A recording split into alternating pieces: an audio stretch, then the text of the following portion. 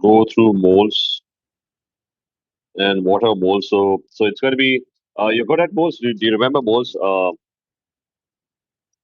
But you've done this in IGCSE, right? Yes.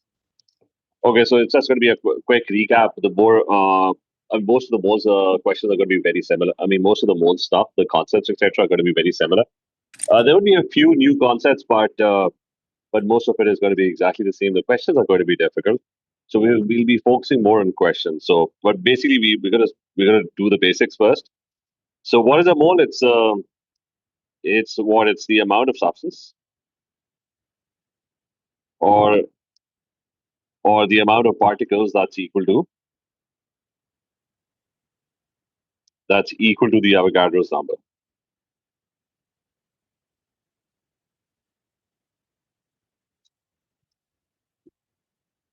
So one mole is basically equal to the Avogadro's number, which is what? Which is 6.02 times 10 to the power 23, right?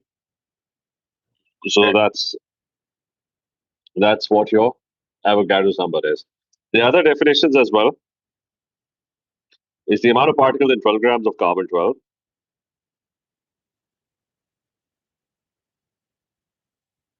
in 12 grams of carbon 12 atoms, right? So you have three, four formulas, the main ones. The first one is now moles is normally represented by N as a symbol. Now the first one is moles is it's the conversion between a number and moles.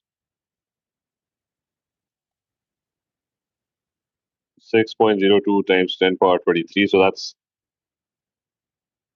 the first formula. It's a pretty simple formula. Basically, it's how you do conversion anyways. For example, if you have 1 dozen, right? One mole is something similar. One mole is a huge number. It's like 1 dozen is a small number. 1 dozen basically means 12.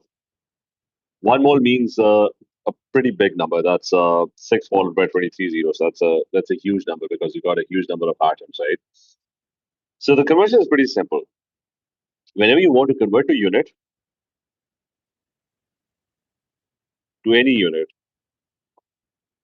what do? You divide by the unit.